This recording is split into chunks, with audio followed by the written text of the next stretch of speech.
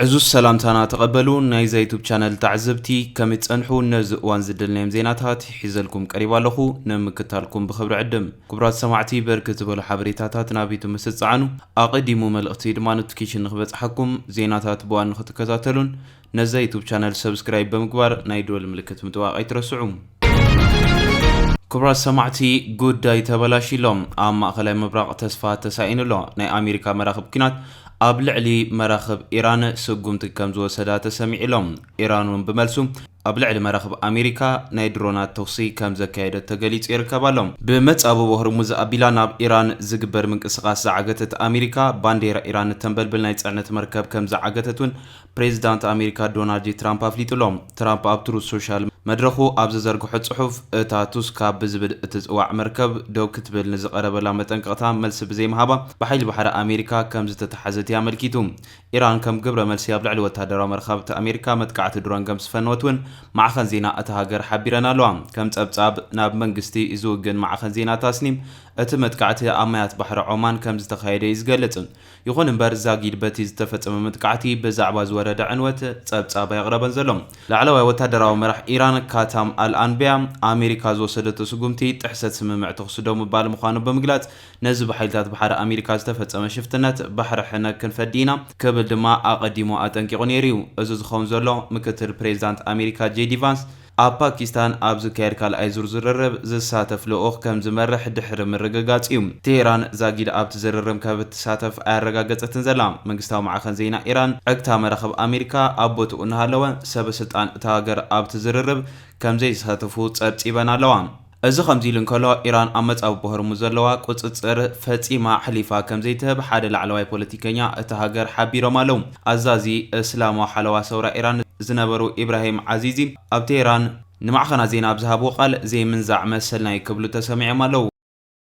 مراخبت متابون خالفا مفكار حويسو مسل متحللاف اتوننو ايرانيا كبلون غليط مالوم ازد ما اب حق كسند قريبو كمزلون افليت مالوم اب عنقص 110 ناي تقوام زتمركوس امامه ابايتو نقربالنا ازد ما نخبابي دحنت بحري هاجراو دحنت زتقالليو عطقات حيلتات دما نتحقي كتكبر ويم يبل اتن خميتي هاجراو دحننت بوليس وصا ازمرح ابال بايتوم از استراتيجيكاو مسمر ماي معصاو امل العالم نعبي زخيد زلو كتباو صقامات كغاددو زلو سكفتاتات ناوسخ ابز خدلو زلو وان اتخونتات بحد معلت زفتح ني حصر غيزي قلولاو كم زي كونه ينصرالهم اتخوينات تهران تمصابو كم حدش مسارح اصوار كتريو عدل كم زباون يغلصم از خمزي لنكلو ايران امصابو هرمو زلو قوزصر فصي محليفا كم زي تب حج تهران نمحلفنه مسمر كام قوزصار حليفهم ابز حج زكير زلو زته كم درادر طرح زي كونه نقصالون كم محلو ميزان حيلي كتقاملو مخاناون تغليصلهم دحر تخوينات ايران قدام نزوهابو مكلخل مملاسيو مصابو ورموز دما كابتوم قند استراتيجيكاو مسارحيتات ايراني كبل اب يونيفرسيتي تهران تمارمار زخونه محمد اسلامي قلص تهران كالوت هاجرات كابتي ايران توصوا حدش معقف بخمي كتقما كم زخلا نمز تايدلو تكوان تخونت قصصر جن تقندي قوم نغري كتبليا تقلص ازغن بتن ابتن حموش سومنات صنح كوينات متقعت زبصحن غلا غربابتي ايران درو تنصي غيركبالهم دبلوماسيا امخاري بريزيدنت حبرات امارات عرب اب قربا وان ابز غبرو قال محدث تغبار تصبا شفتنت كبل نت ما مغليص ونيرم نسو إيران نزوم عالم لخوان ما يسلوا قصصر مقداف انت ابيا نقالوت استراتيجيكاو مسمرات مع عالم حدقنيا قدم خونات كمتخوني زتنقق عزيزي نتي امل ماخلاي مبراق زركبوت هدراو مع عسكرات امريكا بتدغاغام بسبب البون فرت مسائلات ايران علامه استغبر مخانو بمتكاس نزوبانا امريكان شتو شفات بحريم كبل يغلط امريكا اب عالم زعابي شفتا بحر مخاناون يغلص كل غزي نزوبانا نمحس بحبار كنسرح لنا نبل كبلون عزيزي اسميرو ليركبالهم ازرا ايزي بزيكاتي ابز بزوبا كابزلو ناي قربا مشارختي ايران زخونت عمان نمبزحتان هاجرات وشمات عرب زدسكل رايو اتان دباو غماغم بحر ناي تمصابو تقوزاصر عمان ام مجمرتا ناي زورحي سلطن وحسن متحلالف مراخب نمر غغاص مستيران ابزته تساتيفانيرا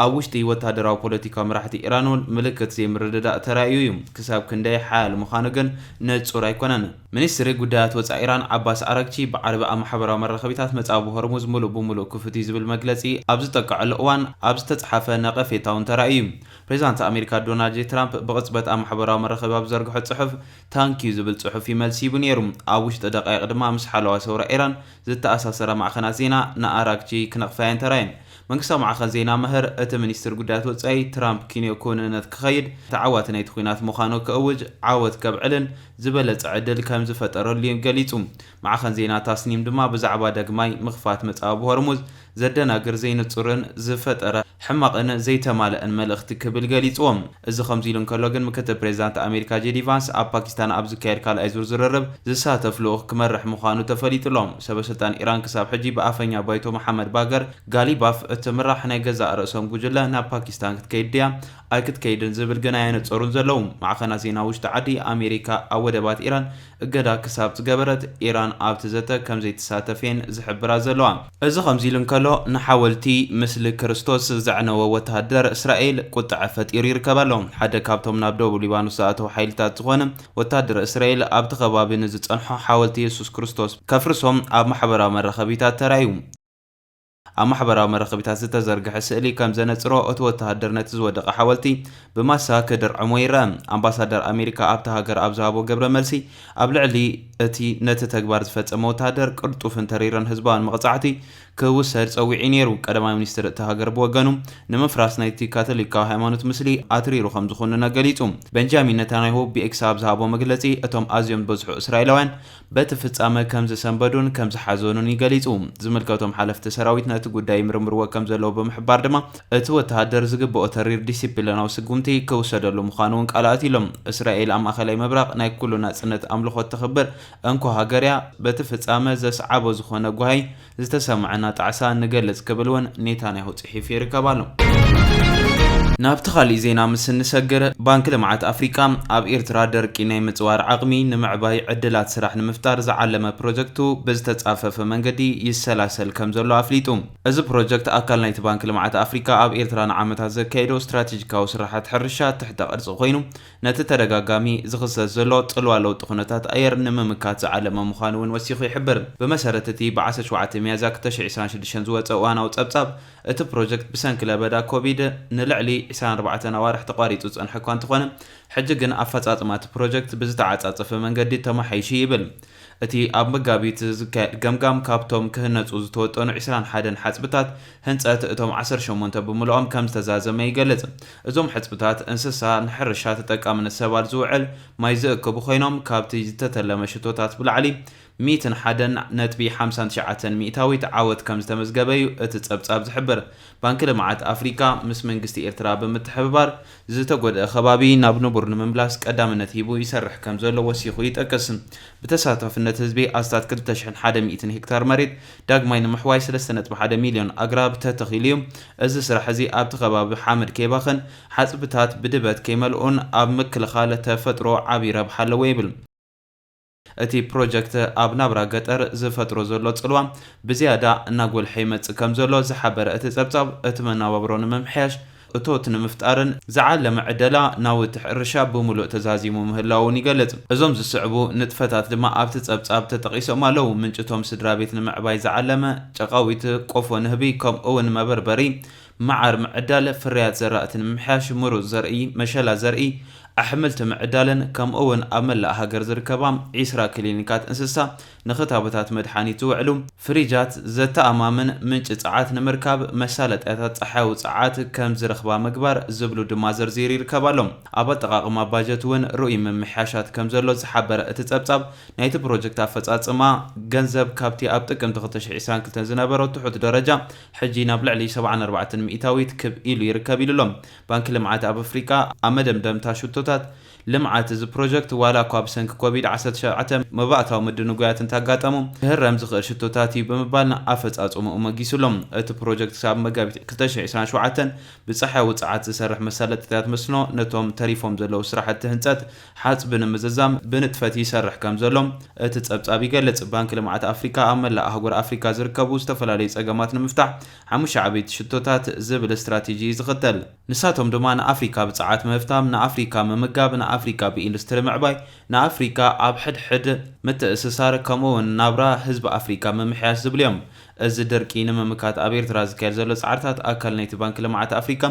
ኣብ መወዳእታ 2025 ዝሓንፀፆ ንዓመተ 2025 ክሳብ 2027 ዝፀንሕ ግዝያዊ ስትራቴጂካዊ ውጥን እዩ እዚ ስትራቴጂ እዚ ኤርትራ ንዘጋጥማ ዘሎ ብድሆታት ትሑት ኣፍራይነት ክሊማዊ ፀቕጢ ንምምካት ኣብ 3 ቀንዲ ዓውዲ ማለት ድማ ፃዓይት ማይን ፅሬትን ከምኡውን ቁጠባ ምሕደራ ዘተኮረ እዩ